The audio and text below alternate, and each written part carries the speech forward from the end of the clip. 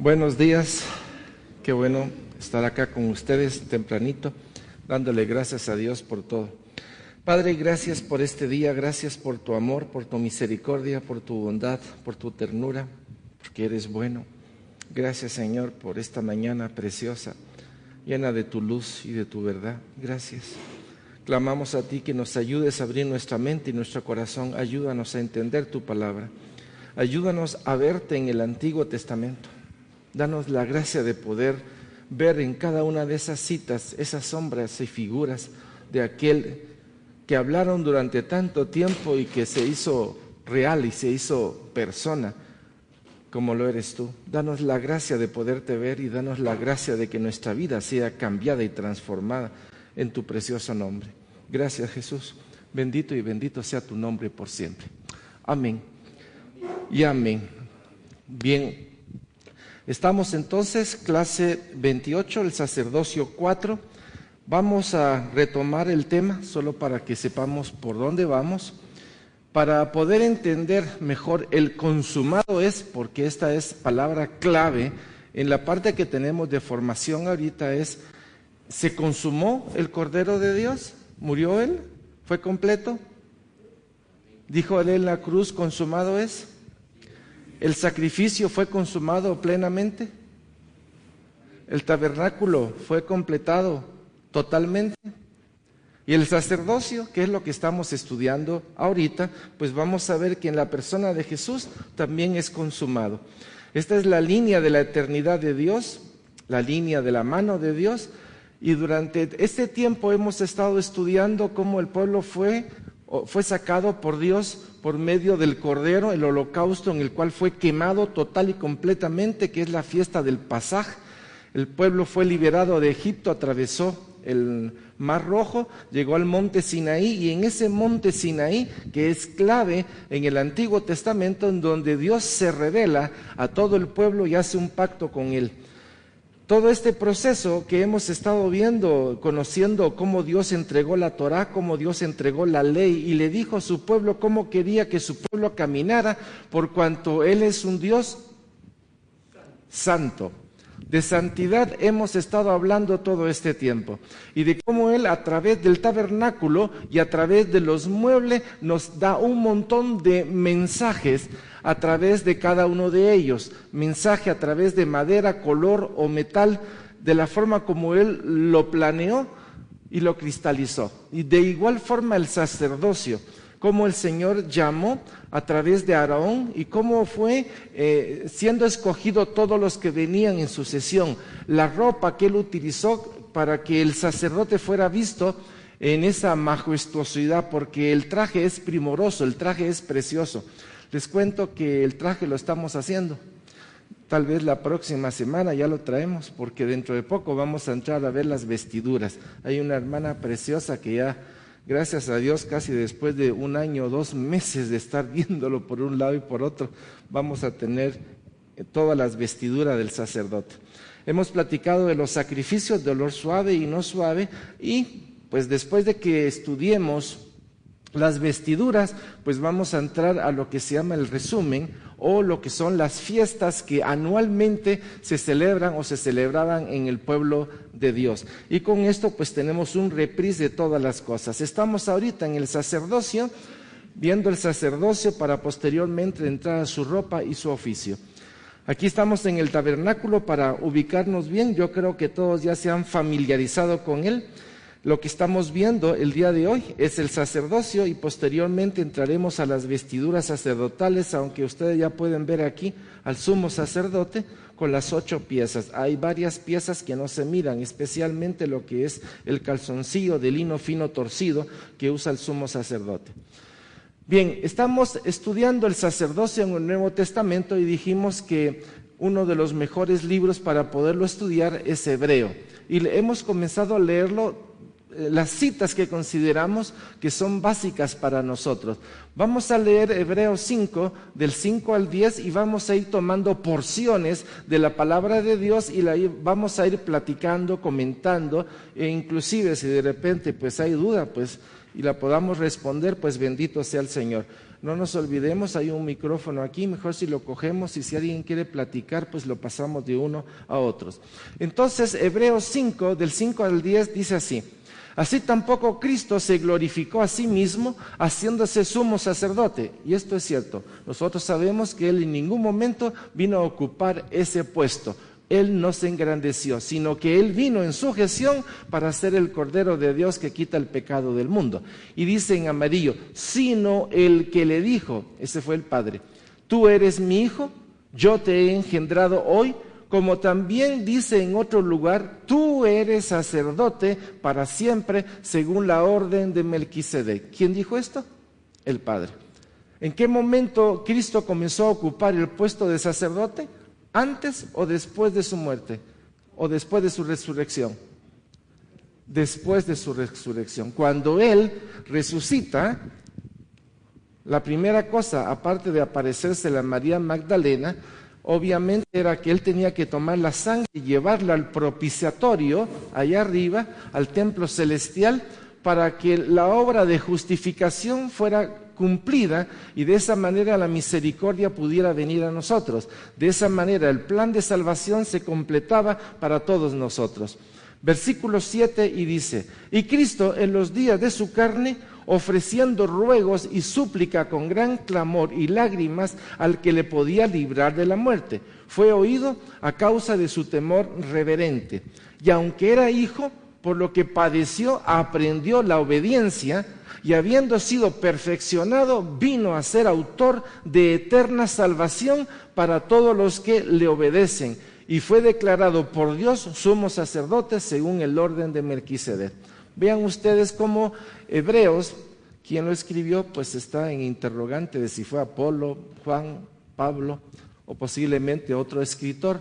Pero la forma como este escritor pudo agarrar todo lo que es las fiestas, las tradiciones, las costumbres, todo lo que Dios había mandado en el Antiguo Testamento y lo tejió a través de las Sagradas Escrituras, que es lo que tenemos el día de hoy. Todo lo que está aquí viene como a poner un martillazo en todos los elementos que hemos estado platicando. Repito el 8.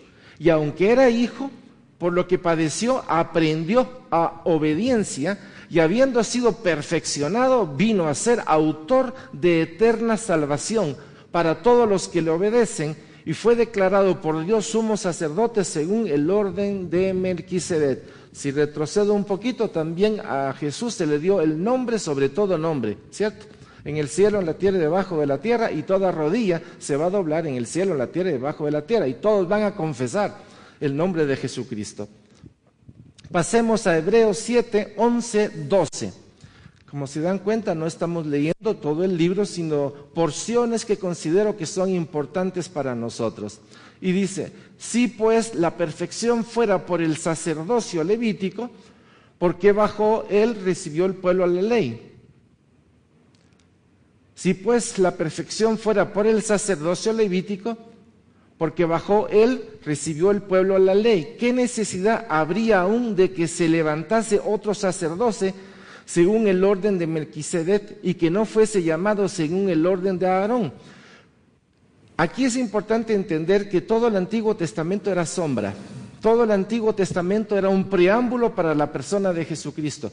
Y si tomamos esto en un paquete, es cuando podemos entender antes de la fundación, porque desde antes de la fundación estaba esto. Porque de otra manera se diera la impresión de que lo que estamos viendo es como que en ese momento fue que se tuvo que hacer. En ese momento hubo la improvisación. Por eso hay que separar el sacerdocio aarónico del sacerdocio de Melquisedec, del sacerdocio eterno al cual Dios llamó a Jesucristo. Porque cambiando el sacerdocio, necesario es que haya también cambio de ley. Y ahora ustedes dirán, aquí sí se complicó, ¿por qué no la embarajamos un poquito mejor? Pues entonces, para poder entender esto, vamos a tener que ir a Romanos capítulo 8, versículo 1 y 2, y lo vamos a ver despacito. ¿Se recuerdan ustedes cuando dijimos que cuando Dios dijo, si comes morirás? ¿Aló? Esa es una ley. Pero si crees, ¿qué? Vivirás. ¿En qué momento ocurrió eso? Vamos a leer Romanos 8, 1, 2 y le vamos a encontrar sentido a todo esto. Y dice, ahora pues ninguna condenación hay para los que están en Cristo Jesús, los que no andan conforme a la carne, sino conforme al Espíritu. Oiga bien esto, porque la ley del Espíritu de vida en Cristo Jesús me ha librado de la ley del pecado y de la muerte. Porque la ley del Espíritu de vida en Cristo Jesús me ha librado de la ley del pecado y de la muerte. Estábamos condenados todos a muerte, estábamos condenados al infierno y a la muerte. Pero por medio de Jesucristo, por medio de creer en Jesucristo, se para esto. Ya no estamos condenados a la muerte, ni estamos condenados al infierno, sino que por medio de Jesucristo esto ha sido parado y en lugar de recibir esto estamos recibiendo la nueva ley que es la vida en el Espíritu. Ay Dios. Aló. Están escribiendo todo, ¿verdad? Están concentrados en lo que estamos viendo. Este punto básico para nosotros. Vamos a Hebreos 7, 22, 26. Y dice, por tanto Jesús es hecho fiador de un mejor pacto. Y los otros sacerdotes llegaron a ser muchos debido a que por la muerte no podían continuar. Mas este, por cuanto permanece para siempre, tiene un sacerdocio inmutable. Eso quiere decir, no hay renovación de sacerdocio a nivel del templo celestial. Jesús, de una vez y para siempre, es el sacerdote eterno, nuestro sacerdote eterno. Versículo 25, por lo cual puede también salvar perpetuamente a los que por él se acercan a Dios. Y este punto es clave. ¿Sigue funcionando la ley del Espíritu por medio de Jesucristo? ¿Hay conversión el día de hoy? ¿Sigue la permanencia de la voluntad de Dios para que todo aquel que crea en su corazón y confiese con sus labios de que Jesús es el Señor, pasa de la muerte a la vida? Pues conforme a la palabra de Dios, sí. Y conforme a la experiencia que nosotros tenemos, sí, porque lo seguimos viendo. Seguimos viendo la forma como Dios opera a favor de todos nosotros. Paso al versículo 26. Porque tal sumo sacerdote nos convenía. Y dice, santo, inocente, sin mancha, apartado de los pecadores y hecho más sublime que los cielos. Ahora, esta parte sí necesito que ustedes me la expliquen. Y ahí está el micrófono. Esta parte sí necesito que ustedes me la expliquen. El versículo 26. Por favor, léalo. Y el que sienta que tiene la respuesta, ahí está el micrófono.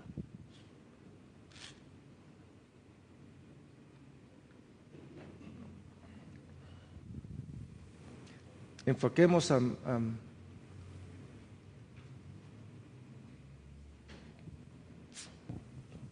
Desde el punto de vista que dice sumo sacerdote nos convenía, es decir, todos los hombres éramos pecadores, incapaces de llegar a reunirnos con el Padre. Este punto Dios lo menciona la palabra, que fue santo, inocente, sin mancha alguna, como estaba ya dicho en el Antiguo Testamento, de un cordero puro, sin mancha alguna y sin tumores adentro. Apartado de los pecadores, vino a nosotros al mundo, pero era de una naturaleza diferente a nosotros. Sufrió en la carne, pero su sentido externo prácticamente lo que lo manejaba era el Espíritu Santo, no la carne de lo que nosotros estamos hechos y por lo cual somos pecadores. Y fue hecho más sublime que los cielos. La misma palabra menciona que Él lo formó todo por medio de su palabra y de dónde se deviene que si Él es formador de todo, es más sublime que cualquier cosa que ha sido construida. Ok, gloria a Dios. ¿Quién más? Si aquí estuvieran las doñas, ya estuvieran haciendo colas. No, de una vez se los digo. Ellas se van a sentir felices cuando lo oigan. ¿Quién más? ¿Ya ven? Y de esto hemos estado platicando todo el tiempo. Todo el tiempo, llevamos 28 clases platicando de lo mismo. ¿Por qué? ¿Por qué tenía que ser santo? ¿Por qué tenía que ser inocente y sin mancha y apartado? ¿Por qué? Pero ¿por qué? Fíjense ustedes. ¿Cómo? ¿Pero por qué? ¿Cómo? Eso satisfacía la justicia de Dios. Satisfacía la justicia de Dios. Ya vamos encauzándolo. ¿Cómo es Dios? ¿Quién es el único que puede llegar a Él? Él. Él es el único que puede llegar a Él. ¿Cierto? ¿Qué le pasó al hombre que estaba destinado a llegar a Él? Cayó. ¿Y desde dónde viene el plan para rescatar al hombre? Desde antes. ¿Quién tenía que bajar? Él. No había otra opción. Por eso es que el Antiguo Testamento, cuando está hablando de un cordero sin mancha, ¿a quién se está refiriendo antes de que viniera Cristo? Al plan que Dios tenía. Por eso es que tenemos que regresar. Miren, nos cuesta un poquito, pero si no regresamos a antes de la fundación del mundo, a entender el plan, vuelvo a traerlo a ustedes bajo otra versión. ¿Ustedes creen que el edificio de la torre de, ¿cómo se llama? La de Roma, esa torre, la de metal, la Eiffel, Francia, la de Eiffel, ¿se la inventaron así nomás? La torre de Reformador, ¿ustedes que llegó alguien y solo la hizo así? ¿O creen ustedes que hubo alguien que la planificó? Nuestro problema es que nuestra forma de pensar generalmente es lineal. Y pensamos así, pero no podemos pensar en círculo, en pensar que desde antes de la fundación, porque estamos llamados a regresar a Él, ¿o no? Antes de la fundación está este plan. Esto nos ha costado un montón. ¿Y saben por qué? Porque no estudiamos. Porque si estudiáramos, ya tuviéramos la clave en la punta de la lengua. Porque no hemos todavía agarrado que desde antes de la fundación todo esto estaba. Por eso es que lo que estamos leyendo sencillamente es lo que antes de la fundación del mundo estaba planificado.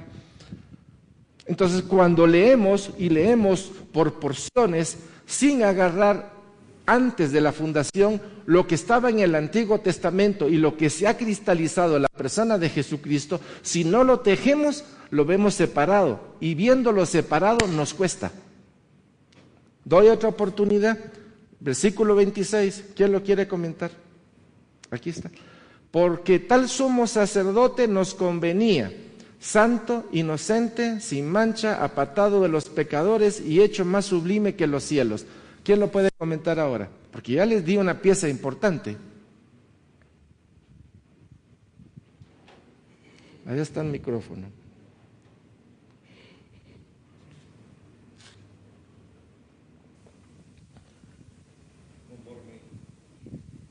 Conforme el establecimiento del sacerdocio por parte de Dios que le dio a Moisés, el sacerdote tenía como función ser mediador entre Dios y el hombre. Mediador.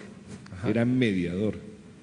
El Hijo de Dios que fue inmolado, el Cordero de Dios desde antes de la fundación del mundo, tenía la plenitud de la gloria, la plenitud de la santidad juntamente con el Padre. Y se despojó de su santidad para venir a nosotros como hombre. Pero en el momento que fue rescatado de la muerte, le fue restituida toda la gloria, toda la santidad que él tenía desde siempre, desde el inicio, desde el principio. Por eso el sumo sacerdote es el único, Jesucristo, mediador entre Dios y el hombre. Okay. Y sigue cumpliendo esa función. Amén, así es. Desde antes de la fundación, la santidad de Dios, ahí está la clave. Queremos ir a Él, tenemos que ser recubiertos por la sangre del Cordero. Porque al lugar donde vamos, nosotros por nosotros mismos no aguantaríamos, no podríamos existir. Parte del problema es que nosotros queremos jugar fútbol espiritual. Y queremos jugar el fútbol espiritual con nuestras reglas de comprensión religiosa. Por eso tenemos que trascender lo que la palabra de Dios dice y ver un poquito más allá. ¿El hombre por sí mismo podía salvarse? Entonces, ¿quién tenía que venir? ¿Perico de los Palotes? ¿Por qué no vino Gabriel, pues? ¿Por qué no vinieron los querubines o especialmente los serafines? ¿Por qué no vinieron ellos? Porque la santidad perfecta es Dios. Y el pecado que se había cometido era contra la santidad perfecta de Dios. Por lo tanto, lo que se pedía para la justificación, ¿sí?, era al mismo Dios, por cuanto Él fue que en su plan Él decidió hacernos. Este punto es importante. Usted ha decidido traer un hijo a la tierra. Desde el momento en que usted decide traer un hijo a la tierra, usted es corresponsable de ese niño. ¿O no? Hasta cierta edad, usted es corresponsable de ese niño. Usted entra en un plan de relación y un plan de amor. Usted y yo fuimos hechos por amor y no hemos sido abandonados, sino que por el contrario, Dios en su inmenso amor ha tejido un plan para que ninguno de nosotros muera, sino que tenga vida. Y la forma como Él lo ha mostrado es por medio de Él mismo en su santidad. Por eso en el Antiguo Testamento, santo, inocente, sin mancha, apartado de todos los pecadores. Él estaba hablando del lenguaje de Él antes de la fundación del tiempo, plasmándolo en el Antiguo Testamento para que se pudiera ver en la persona de Jesucristo y el llamado que nosotros tenemos a la eternidad, a estar con Él. ¿Aló? Ok, sigamos. Hebreos 8, 1, 2. Y dice así: ahora bien, el punto principal de lo que venimos diciendo es que tenemos tal sumo sacerdote, el cual se sentó a la diestra del trono de la majestad en los cielos, ministro del santuario y de aquel verdadero tabernáculo que levantó el Señor y no el hombre. Aquí estamos hablando ya del tabernáculo celestial. Otro punto importante. Hay dos tabernáculos. Está el tabernáculo celestial y está el tabernáculo que Dios le dijo a Moisés que hiciera. ¿Cuál es el original? El que está en los cielos. Si el tabernáculo que está en los cielos es el original y todo lo que hubo aquí en el Antiguo Testamento fue sombras, ¿quién es el sumo sacerdote del templo celestial? Jesucristo. Y de una vez y para siempre. Estas verdades para nosotros nos saca a veces, o nos debe de sacar constantemente de las ideas primarias que nosotros tenemos en relación al crecimiento espiritual. No estamos llamados simplemente a la salvación, estamos llamados a la santidad. Por eso es que cuando vimos Altar en Llamas 7, para los que vinieron, encontramos que en el atrio hay un montón de gente dormida, ciega, dándole vuelta al tabernáculo o al atrio, y ahí pueden estar 20, 30, 40 años dándole vuelta porque no quieren, no desean, no se meten a estudiar un poquito para salir de esa ignorancia que es oscuridad dentro de nosotros. La importancia de leer y la importancia de estudiar. Versículo 2 dice: ministro del santuario y de aquel verdadero tabernáculo que levantó el Señor y no el hombre. Hebreos 9, 1, 4 dice: ahora bien, aunque el primer pacto tenía ordenanzas de culto y un santuario terrenal, ahora comienza a hacer una separación del tabernáculo terrenal y del tabernáculo celestial. Versículo 2 dice: porque el tabernáculo estaba dispuesto así, en la primera parte llamada el lugar santo. Está hablando específicamente de la tienda. O sea, ya saben que el tabernáculo es todo, pero la tienda del encuentro tiene dos secciones, la del lugar santo y lugar santísimo. Vean lo que el libro de Hebreo nos va a decir ahorita. Porque el tabernáculo estaba dispuesto así. En la primera parte llamada el lugar santo estaba el candelabro, la mesa y los panes de la proposición. Versículo 3, tras el segundo velo estaba la parte del tabernáculo llamada el lugar santísimo, el cual tenía un incensario de oro y el arca del pacto cubierta de oro por todas partes, en las que estaba una urna de oro que contenía el maná, la vara de Aarón que reverdeció y las tablas del pacto. Pregunta para todos nosotros ahorita: si Dios resucitó, ¿qué velo fue el que se rompió? ¿Qué velo fue el que se rompió? El velo del lugar santísimo. ¿Se recuerdan ustedes en una de las clases que hablamos de que el hombre tiene una gran oscuridad dentro de su mente, que no logra entender las cosas de Dios hasta el día que Jesucristo entra en nosotros y se rompe y comenzamos a ver a la persona de Jesucristo. Y cómo por medio de Jesucristo Él nos está conduciendo a través de las penumbras de nuestra mente para llevarnos a aquel que nos da vida, que es el Padre, por medio de Él. ¿Se recuerdan? Aló, pero miren, necesito su ayuda, de veras. Ayúdenme, por favor. Los que son espirituales, de vez en cuando peguen un grito, digan algo. Es que los veo y me pongo a dormir con ustedes. Despiértenme, por favor. A ver, algún ay, aunque sea del mundo, diga un ay, pegue un brinco. Ay, Dios, así hasta me van a matar de la alegría. Vaya, hombre, que los hice reír. Bueno, entonces estamos viendo cómo por medio de Jesucristo se rompe ese velo, porque ese velo obviamente estaba cerrado para los sacerdotes ordinarios, pero para nosotros ya en Cristo Jesús ha roto ese velo y es una forma de decir que nosotros tenemos vía directa al lugar santísimo, que podemos entrar al lugar santísimo. Usa el micrófono, por favor.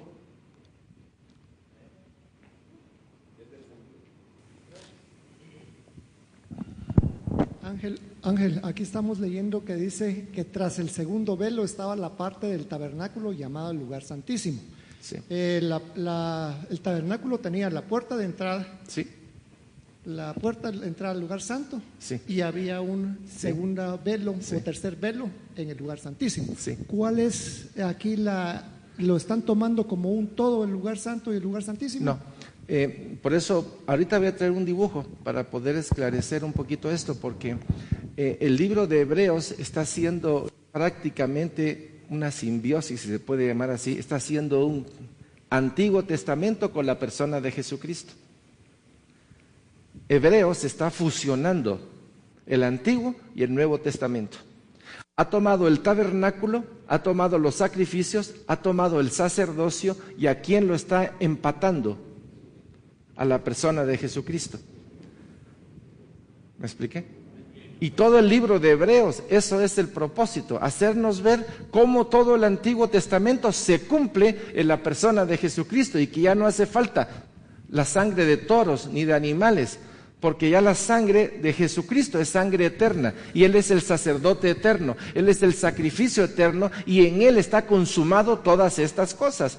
Solo que está en un lenguaje que cuando uno, obviamente, cuando lo lee y no tenemos la mente judía o hebrea, nuestra mente pues la agarra a las secciones que quiere. Por eso es que necesitamos como, Señor, ayúdanos para que todos los elementos comiencen a entrar dentro de un mismo carril, como han visto los vagones, vagón 1, vagón 2, vagón 3, así nuestras ideas tienen que ir en esa ordenanza para que todo esto haga ese clic espiritual dentro de nosotros. Vamos a ver en un momentito lo que me está preguntando aquel. Vamos a Hebreos 9, 5, 7. Y dice, y sobre ella los querubines de gloria que cubrían el propiciatorio, de las cuales cosas no se pueden ahora hablar en detalle. Y así dispuestas estas cosas, en la primera parte del tabernáculo entran los sacerdotes continuamente para cumplir los oficios del culto. Vean ustedes cómo los sacerdotes ordinarios podían entrar al lugar santo.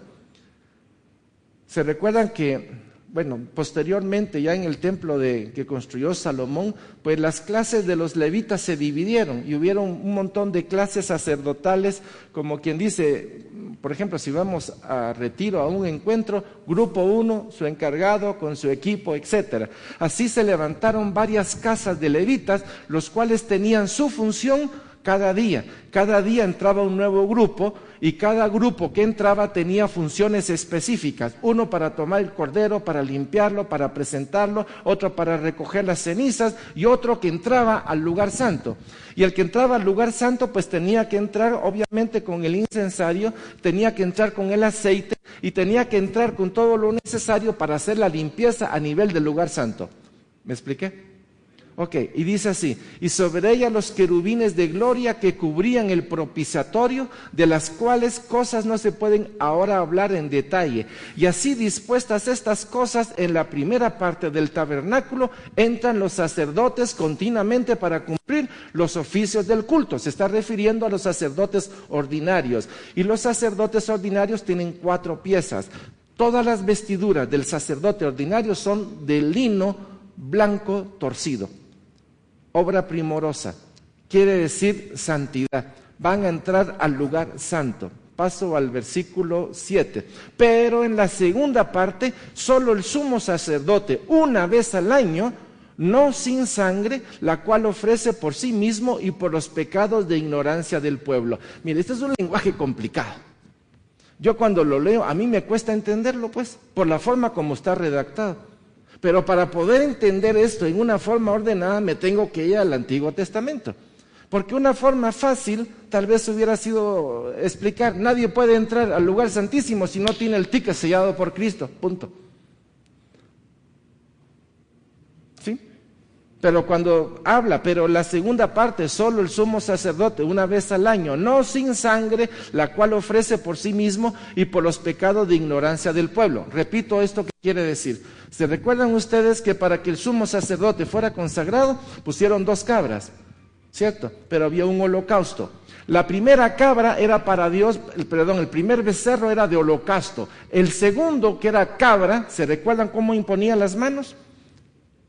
Por el pecado. ¿Por el pecado de quién? De sí mismo, del sacerdote. Y posteriormente era el otro que era por la comunidad. Eso es lo que está diciendo aquí. Pero en la segunda parte, solo el sumo sacerdote, una vez al año, no sin sangre, lo que quiere decir, él tenía que ser limpiado por la sangre del cordero. Él no podía entrar ahí si la sangre no era derramada. ¿Cierto? Por eso, aunque está escrito en una forma que cuesta un poquito tejerlo, necesitamos la comprensión del Antiguo Testamento para encontrar en este versículo una belleza eterna. Pero en la segunda parte, solo el sumo sacerdote, una vez al año, y no sin sangre, la cual ofrece por sí mismo y por los pecados de ignorancia del pueblo. En pocas palabras, ellos no podían entrar ahí si no había sangre, o había derramamiento de sangre. ¿Cierto? ¿Aló? Ahora, si esto es cierto a nivel de la tierra, ¿qué sangre era la que se necesitaba para que nosotros pudiéramos entrar al lugar santo? La de Cristo. Por eso, es un lenguaje que si no tenemos la forma de leerlo en el Antiguo Testamento, se nos hace un nudo en nuestra mente e incomprensible en ciertos momentos. Hebreos 9, 8, 11. Dando al Espíritu Santo a entender con esto que aún no se había manifestado el camino al lugar santísimo, entre tanto que la primera parte del tabernáculo estuviese en pie. Por favor, otra vez necesito que ustedes me ayuden a entender esta parte. ¿Qué quiere decir Hebreos 9:8? Todo el Antiguo Testamento, por muchas veces que se hizo, y una vez al año el sumo sacerdote podía entrar, pero cuando vino Jesucristo, ¿qué pasó? Se consumió, se abrió el camino. Por eso el libro de Hebreos no se puede entender si no te vas al Antiguo Testamento. Y si no abrís lo que son los sacrificios y el sacerdocio arónico, porque Hebreos es un estudio completo, diría yo, de lo que es el consumado de Cristo.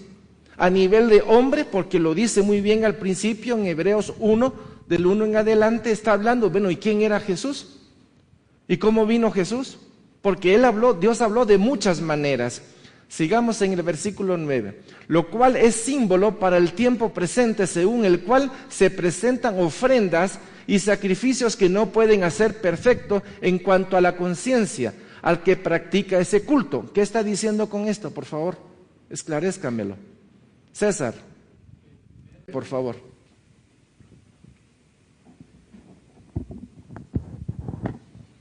El versículo 9 dice que en el tiempo presente, o sea, no se podía dar lo segundo sin que antes se diera lo primero. Entonces, al venir Jesús, queda todo, lo primero queda atrás, ¿verdad? ¿Y usted cómo lo sabe? Porque el Señor lo dice claramente en su palabra y ¿Y esto es real en tu vida? Sí, amén. Hay un nuevo pacto. ¿Saben Entonces, ustedes que para el pueblo judío ellos no pueden entender esto? Tienen vedado este conocimiento. La pregunta es, ¿ustedes creen que el pueblo judío en algún momento vieron a Cristo como que era el Cordero de Dios? ¿Sí? Yo digo que sí. Sí lo sabían. Yo diría que muchos de ellos sí lo vieron. Sí lo vieron. Y si al leer la palabra de Dios encontramos a varios de ellos, hasta inclusive una profecía, bueno, que muera uno en lugar de todo el pueblo. No sabía lo que estaba hablando el sumo sacerdote, pero creo que por las evidencias que están en la palabra de Dios, muchos judíos entendieron a quién habían matado. Pero ¿qué es lo que sucede? Bueno, pues cuando viene la ola de mentira y la ola de maldad y ya es gigante y tú te pones delante y haces así, ¿qué te pasa? Cada vuelta. ¿Qué? Aunque en el plan de Dios, el velo de los judíos es para que nosotros entremos. Sí. Y después les va a quitar el velo a ellos. Sí, pero por eso yo no dije todos, ¿verdad? Yo dije, ¿ustedes creen que algunos de ellos pudieron haber visto eso? Yo creo que sí lo vieron. Sí, hubieron varios que lo pudieron ver y lo pudieron entender.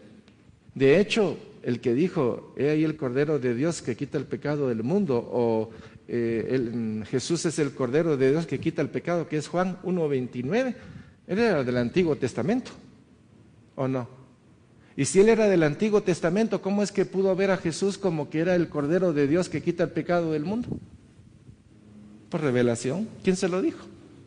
Pedro todavía no había dicho el sí completo y cuando le pregunta a Jesús, ¿y quién creen ustedes que yo soy? ¿Qué respondió él?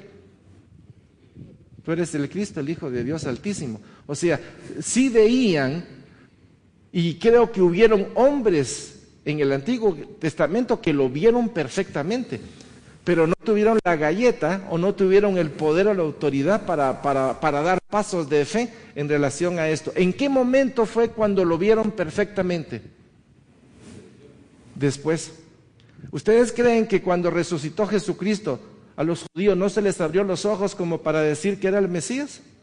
Yo diría que sí, pero la cosa se trabó más, no solo porque no lo vieron antes, sino porque ahora resucitó con mayor razón. Hay que callar, porque se nos vendría todo el pueblo encima. O sea, cómo la mentira, por el poder, por lo que sea, cómo la mentira genera otra mentira y genera otro plan y otra confabulación para que los que vengan a posteriores se compliquen más. ¿Por qué creen ustedes que el pueblo de Dios, en este caso estoy hablando de la iglesia, quiénes fueron los primeros que los persiguieron?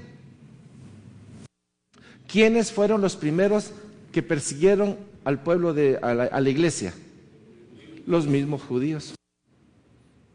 Porque el nuevo orden que traía la iglesia rompía completamente toda la base del Antiguo Testamento. Entonces no lo podían permitir. Sigamos, estamos en qué 9:11. Pero estando ya presente Cristo, sumo sacerdote de los bienes venidero por el más amplio y más perfecto tabernáculo, no hecho de manos, es decir, no de esta creación. ¿Pueden ver esta parte amarilla?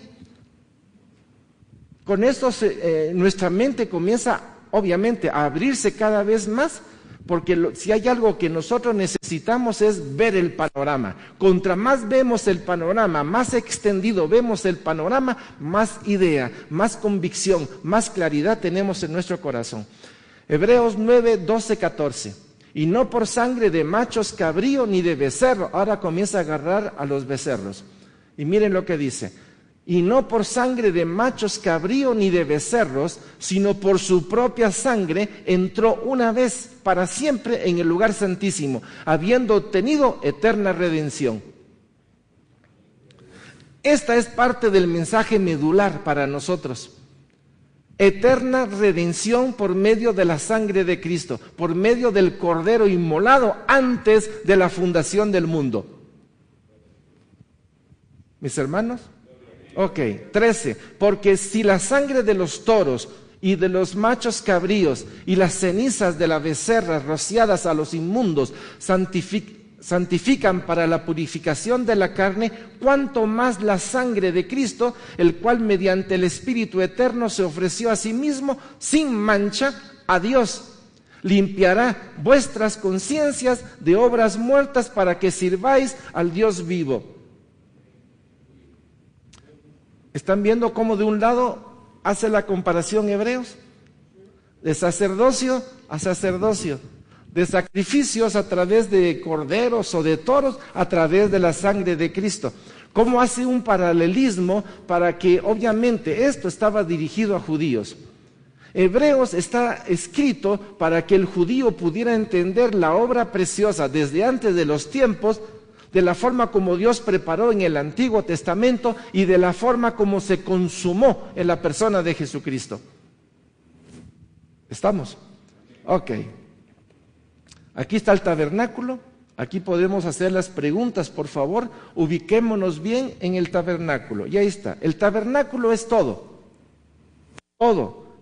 Estoy hablando de las paredes laterales, de todos los muebles y de lo que es la tienda del encuentro. Ahora, la tienda del encuentro tiene dos lugares, el lugar santo y el lugar santísimo. Ahí lo pueden ver ustedes. Este diagrama tiene que abrir nuestra mente. Así como está este diagrama, es el hombre. El hombre tiene el espíritu, el alma y el cuerpo.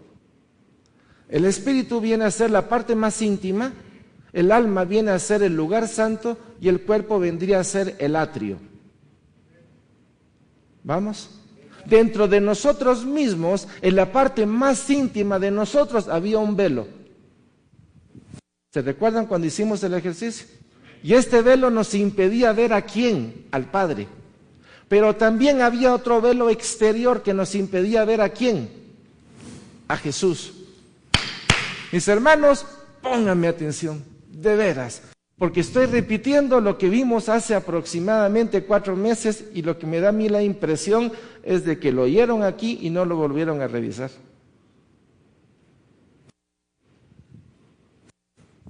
No lo volvieron a leer, porque eso es lo que estamos hablando. ¿Se recuerdan que yo puse aquí, esta cortina que está acá? Impide. Ok, hay otra cortina aquí y está la cortina de afuera. La persona que no conoce a Cristo tiene cerrada la cortina de afuera. O sea, imagínense, en mi mente, esta cortina está cerrada. Cuando Jesucristo entra a mi vida, esta cortina obviamente se evanece, porque ya puedo ver a la persona de ¿quién? De Cristo. Pero posteriormente Jesucristo comienza a entrar en mi vida, me hace ver lo que es su sacrificio, me hace ver lo que es el lavacro, e inmediatamente ¿a dónde me introduce? Al lugar santo. Y ya que me ha hecho entrar al lugar santo, ¿cuál es el objetivo de él? Por cuanto la última cortina ya está abierta, que entre al lugar santísimo. Pero ¿dónde se queda la mayoría de los hermanos preciosos? En el atrio. ¿Y qué fregados hacen en el atrio? Pregunto. Babosear, papalotear, diría yo. A ver, pero dígamelo con sus palabras, ayúdeme por lo menos con eso. A ver, cortando flores. Esta es una pregunta para nosotros. ¿Qué hacemos la mayoría de nosotros en el atrio? Muchos dirían, pues estamos luchando entre el mundo y el trabajo y las necesidades. Y yo diría, sí, eso es parte de... Pero nuestro objetivo, o sea, en la tierra, ¿cuánto tiempo va a vivir usted? 70 años. ¿Y el resto dónde lo va a pasar? Ok, si usted está en el atrio, papaloteando en el atrio, ¿qué le está diciendo a Dios cuando estemos allá arriba? Mira, no me metas en el lugar santo porque no entiendo nada de ese lugar, mejor déjame en el atrio. En pocas palabras le estamos diciendo a Él, consérvanos en el lugar donde nosotros habitábamos, digamos en el tabernáculo de aquí de la tierra. Esto nos da otro panorama.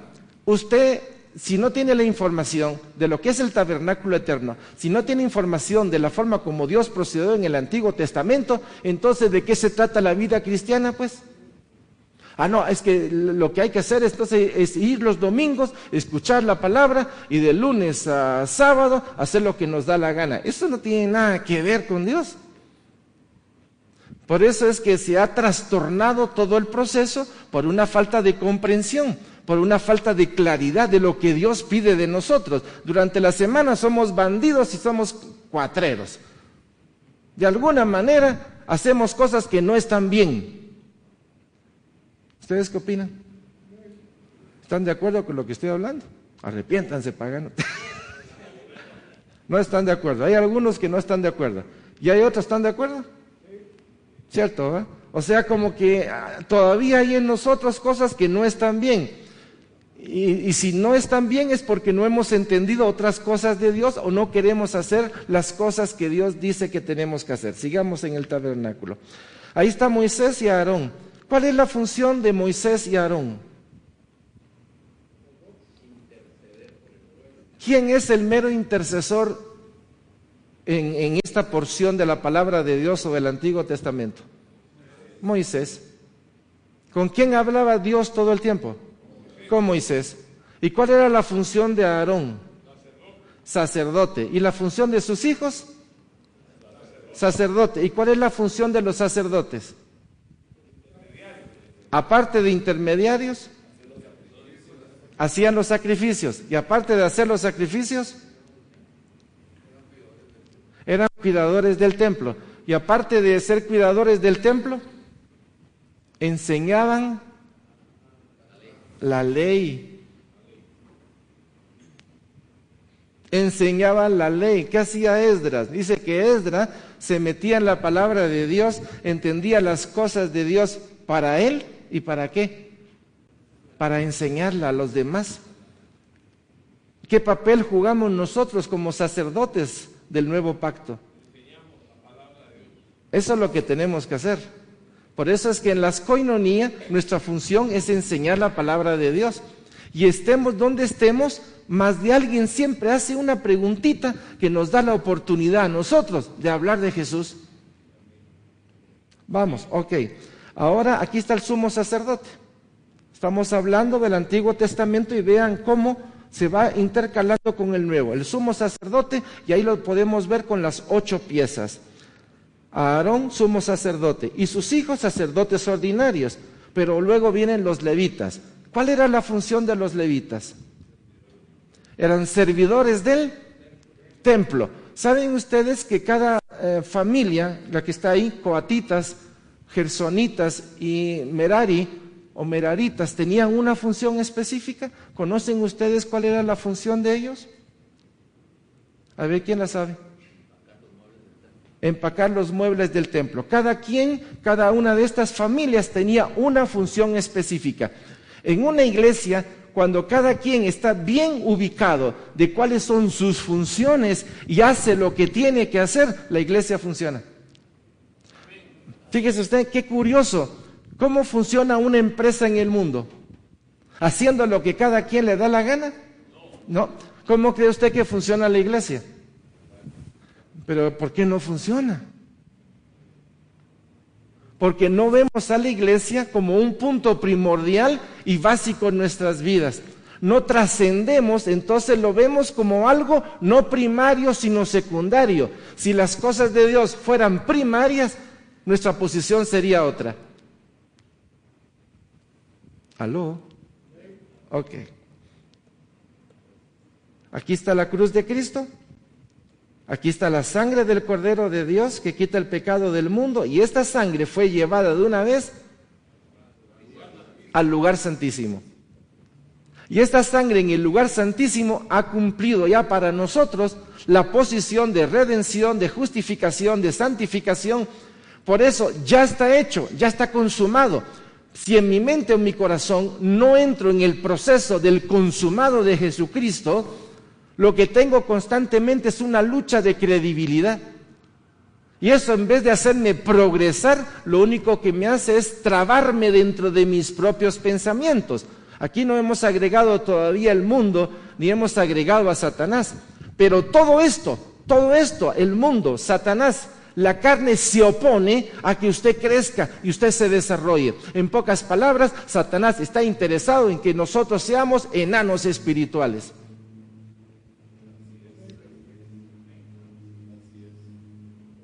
Enanos espirituales. Y hay algunos que les encanta ser enanos espirituales. Es suficiente para mí, no me digan nada más. Obviamente es como aquel que solo sabe sumar. Ya no me digan nada porque yo sé sumar. No me compliquen la vida, no me hagan olas. Y la suma, y la resta, y la multiplicación, espiritualmente ese es el proceso. Y pensamos que solo con la salvación tenemos suficiente. Pero hay algo muy especial. El enemigo quiere hacer pensar que solo con la salvación es suficiente, porque fácil presa es usted en sus manos. Si no, vayan a ver a cuántos hermanos nosotros conocemos que ahora están viviendo en el mundo y viviendo en una forma terrible, luego de haber conocido las cosas de Dios. ¿Cuántos hombres y mujeres? ¿Cómo está la iglesia? Examine la iglesia y vea qué hay dentro de la iglesia. Adulterio, ladrones, sinvergüenzas, sin anhelo de arrepentirse, pero vienen con un disfraz a la iglesia a apantallar ante los demás y a encontrar ovejitas lindas para quitarle la lana. ¡Ala, qué grueso! Así está la cosa. Y máxime ahorita que el nivel de maldad se está acrecentando. Ya no están buscando a Dios, están buscando el poder, están buscando la posición y están buscando un montón de lugares para acreditarse y para asegurar su presente con algún tipo de riqueza. ¿Aló? Ok. Aquí es donde el sacerdocio eterno se ejecuta, la sangre del Cordero en el templo celestial, y estamos viendo la importancia de entender esta parte tan crucial para nosotros. Hebreos 9, 15, 19, y con esta termino el día de hoy. Así que por eso es mediador de un nuevo pacto, para que interviniendo muerte para la remisión de las transgresiones que había bajo el primer pacto, los llamados reciban la promesa de la herencia eterna. Porque donde hay testamento es necesario que intervenga muerte del testador, porque el testamento con la muerte se confirma, pues no es válido entre tanto que el testador vive, de donde ni aún el primer pacto fue instituido sin sangre. Aquí voy a hacerlo sencillo. Roberto, explícame esto, por favor, porque esto tal como está aquí a uno se le hace chirimol, pero cuando viene un abogado rapidito le da vuelta y esto es sencillo. Esto es sencillo. Roberto, para que un testamento se haga efectivo, ¿qué tiene que ocurrir? O sea que Jesucristo tenía que, para que todo lo que Él había consumado en la cruz fuera de beneficio ¿para quién? Miren ustedes, yo leo eso 20 veces y me quedo trabado, porque está escrito en un lenguaje que uno diría, por favor explíquenme lo más sencillo. Y la forma más sencilla es la traducción: para que usted tenga los beneficios de la cruz, tiene que morir Cristo. O sea, el que dijo, yo soy la bendición, yo soy la vida, yo soy el pan de vida, Él lo dijo, para que esto sea de bendición para ustedes, yo tengo que morir, porque mi herencia les va a ser trasladada a ustedes. ¿Tiene sentido? Era tan necesario que Jesús muriera, pero esto no era una cosa aislada, este era un plan que nos venía desde antes de la fundación del mundo. Vamos, ok. Porque habiendo anunciado Moisés todos los mandamientos de la ley a todo el pueblo, tomó la sangre de los becerros y de los machos cabríos con agua, lana escarlata y hisopo, y roció el mismo libro y también a todo el pueblo. ¿Se recuerdan cuando hicieron el pacto en el Antiguo Testamento? Éxodo. Y entonces se presentó todo el pueblo y agarró la sangre y una parte la roció sobre el altar. Eso quiere decir sobre la parte del sí de Dios.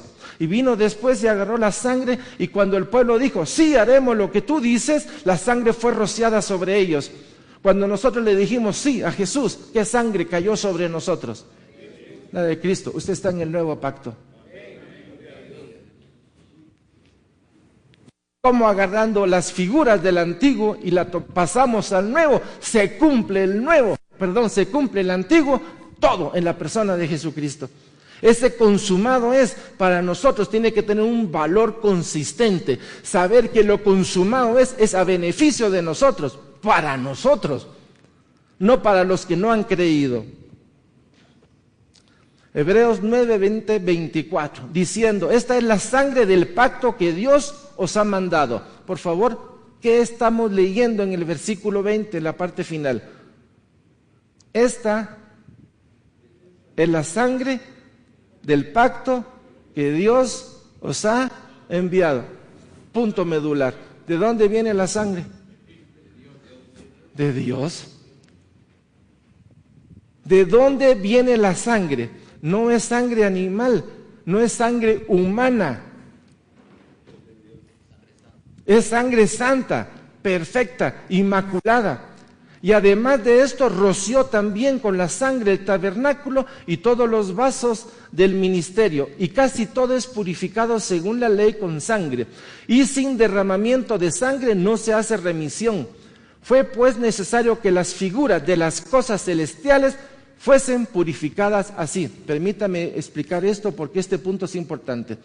Ahorita sí les voy a dejar con una traba, pero se las voy a dejar para el próximo lunes. ¿Ustedes creen que el templo celestial fue contaminado?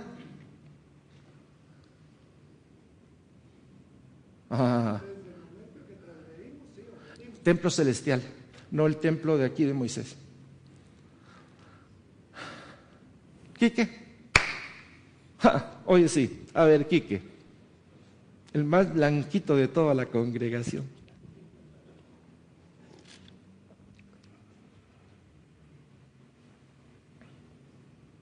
Sí, fue contaminado. Sí, fue contaminado. El templo celestial fue contaminado. Y el templo celestial tiene que ser limpiado. ¿Era necesario que muriera Jesucristo? Sí. Para limpiar el nuestro, para luego limpiar el otro. ¿Quién contaminó el de allá arriba? Satanás. Violentó la casa de Dios. De hecho, hay un tercio de ángeles todavía. Y Apocalipsis habla que bajará con todo su furor. Después de intentar allá arriba todavía hacer cosas, va a venir con todas sus fuerzas sobre la tierra, a hacerle lucha al hombre en el periodo final. Si Jesús lleva la sangre al lugar santísimo, es que en el lugar santísimo, en todo el trono de Dios, todo va a ser limpiado. Y por eso todo va a ser hecho de nuevo. Nuevos cielos, nueva tierra, nueva Jerusalén. ¿Qué les parece? Va que no entraba en nuestra mente, pero eso es. Esta batalla no solo es terráquea, pues si se puede llamar así, es multidimensional. Por eso el arcángel y los ángeles de Dios entrarán en batalla y él vendrá en su trono, vendrá en su caballo blanco a declarar completamente la victoria de Jesucristo. Terminemos. Y dice, casi todo es purificado según la ley con sangre y sin derramamiento de sangre no se hace remisión. Fue pues necesario que las figuras de las cosas celestiales fueran, ¿qué? ¿Qué está diciendo ahí? Las figuras de las cosas celestiales fuesen así, pero las cosas celestiales mismas con mejores sacrificios que estos, porque no entró Cristo en el santuario hecho de mano, figura del verdadero, sino en el cielo mismo, para presentarse ahora por nosotros ante Dios. Vamos a orar. Es un montón de conocimiento, pero yo les pido que vuelvan a leer toda esta base que hemos tenido de preparación, porque son piezas como engranajes, una detrás de otra, que si uno pierde un engranaje, pierde la continuidad de todas las cosas. Y esta es una belleza para nosotros en nuestra vida espiritual. Padre, gracias por este día, gracias por permitirnos leer tu palabra y comentarla, y sobre todo, darle todo ese sentido desde antes de la fundación de los tiempos, en todo lo que tú permitiste en el Antiguo Testamento, en el Nuevo Testamento, y que hoy nosotros por tu gracia podemos ver. Señor, danos la gracia, danos el tiempo para poder estudiar en nuestra casa. Danos el tiempo para entrarle un poquito más macizo a todo esto. Danos la gracia de salir de la ignorancia. Danos la gracia de poder entender todos los beneficios que tú en la cruz conseguiste para nosotros. En el nombre de Jesús te lo pedimos y gracias. Bendito y bendito sea tu nombre por siempre. Gracias, Cristo Jesús. Amén y amén.